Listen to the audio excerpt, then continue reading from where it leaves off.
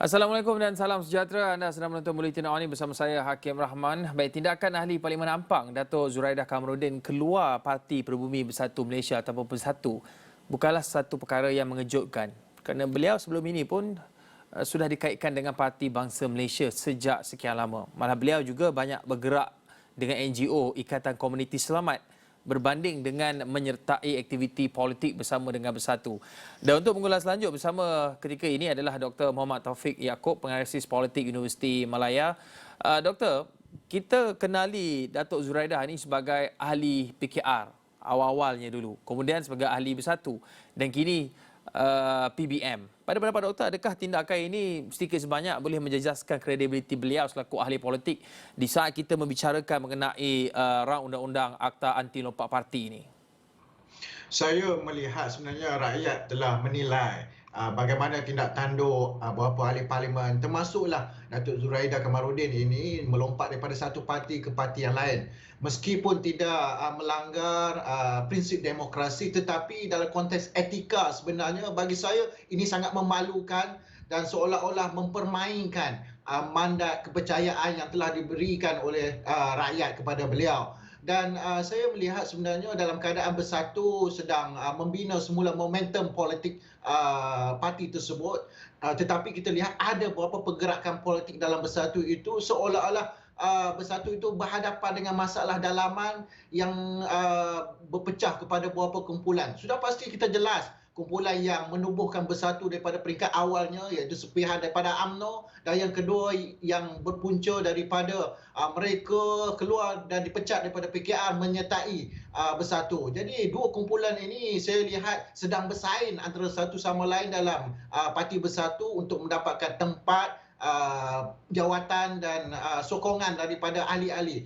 Namun dalam pergerakan politik Bersatu hari ini, saya berpandangan Zuraidah sukar untuk meneruskan survival politiknya dalam Bersatu, maka dipilih Parti Bangsa Malaysia itu menjadi platform baru kepada Zuraidah untuk melanjutkan ataupun mencari satu wadah baru politik bagi beliau. Tetapi dalam sejarah politik negara, sukar bagi mana-mana parti politik baru untuk berkembang dengan cepat, kecualilah muda di Puteri Wangsa Johor, itu kes yang unik dan lain kerana sokongan daripada PH. Tetapi dalam konteks PBM ini, saya nampak PBM sukar untuk berhadapan dengan PIU 15 secara sendirian, mahupun untuk menang satu kerusi pun dalam PIU 15. Meskipun tidak mustahil, tetapi sejarah telah membuktikan bahawa parti politik baru sukar untuk mendapat tempat dan sokongan yang besar daripada mana-mana pengundi, kerana mereka perlu menelusuri ataupun perlu berhadapan dengan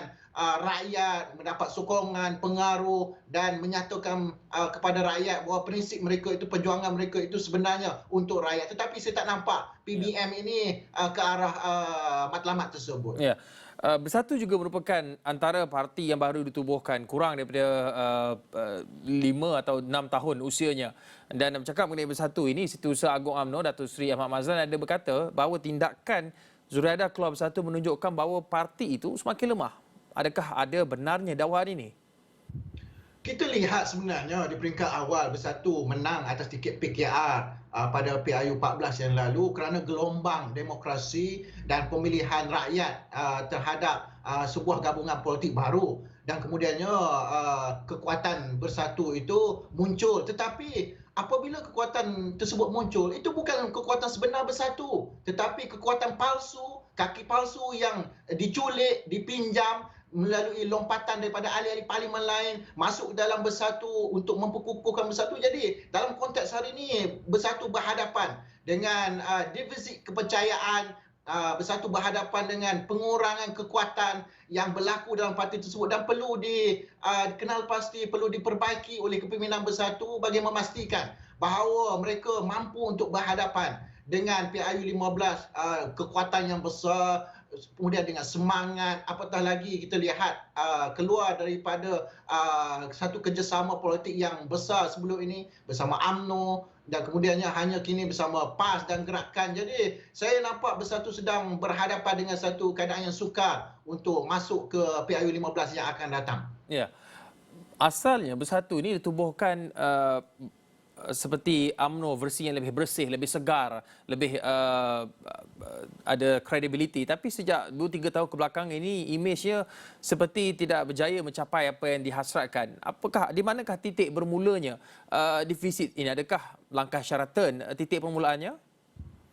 Sifil politik untuk menilai bagaimana kekuatan suatu parti itu mudah saja apabila kita lihat suatu parti atau gabungan itu sudah tidak ada kuasa, sudah tidak lagi menjawat jawatan penting dalam kerajaan, maka inilah sebenarnya titik permulaan kepada defisit kepercayaan, defisit sokongan daripada rakyat. Meskipun masih ada lagi bahagian-bahagian bersatu di beberapa buah negeri dan kemudiannya diadakan mesyuarat agung, tetapi bagi saya apabila hilang kuasa, hilang kerajaan persekutuan di beberapa buah negeri sebagai teraju kerajaan negeri, maka bersatu akhirnya mengalami kemerosotan yang luar biasa, dan ini merupakan satu perkara biasa dalam politik negara, politik Malaysia, dan saya yakin jika tidak ada satu perbincangan semula, tidak ada satu kekuatan baru yang dibina oleh Bersatu bersama dengan parti-parti politik Melayu lain, saya melihat ini jalan yang berliku kepada Bersatu untuk bangun dan mencipta momentum baru menjelang PIU 15 yang akan datang. Tidak ada kena-mengena dengan langkah Sheraton. Cuma itu sekadar imej politik dan yang dimomokkan oleh setengah pemimpin pembangkang supaya imej suatu parti itu tercalar. Itu sebenarnya elemen-elemen ataupun perkara-perkara tepi yang turut menyumbang tetapi bukan perkara utama. Ya. Pilihan Raya Umum 15 boleh diadakan dalam bila-bila masa saja lagi. Tempoh mandat 4 tahun, sudah masuk tahun keempat. Tapi apa yang perlu ataupun harus dilakukan oleh pimpinan-pimpinan kanan Bersatu, Datuk Dr. Aziz Gidin, Tan Sri Muhyiddin Yassin, Datuk Sri Faizal Azumu, untuk mereka lakukan dalam mendepani PRU 15 ini, survival mereka dalam PRU 15, apa yang perlu dilakukan?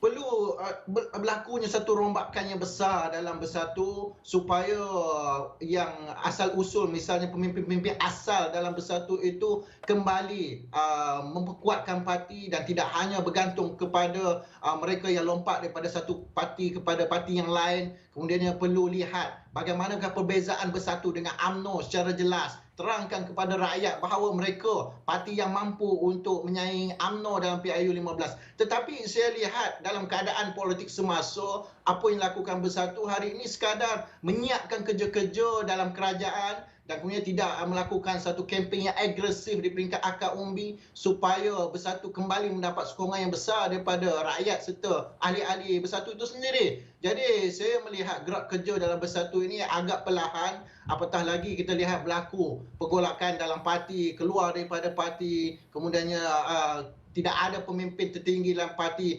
menerajui kerajaan. Jadi ini sebenarnya yang perlu dinilai semula oleh kepimpinan Bersatu supaya mereka tidak terkotang-kanting berhadapan dengan PIU 15 secara sendirian, kerana sejarah pilihan raya negeri kita lihat di Melaka, Johor sebelum ini, Bersatu berhadapan dengan kesukaran yang besar apabila tidak mahu berada dalam sebuah pakatan ataupun gabungan politik bersama PAS dan UMNO. Ini sebenarnya perlu dilihat oleh Bersatu, PAS dan UMNO supaya mereka kembali mendapat sokongan yang besar dan merajui kerajaan dengan dominan dan bilangan ahli parlimen yang besar dalam parlimen dan peringkat negeri. Terima kasih Dr. Muhammad Taufik Yaakob, penganalisis politik Universiti Malaya, melontarkan buah fikiran dan juga pandangan mengenai survivor dan juga masa depan Bersatu selepas Ahli Parlimen Ampang Datuk Zuraidah Kamarudin mengumumkan untuk keluar Bersatu dan menyertai Parti Bangsa Malaysia.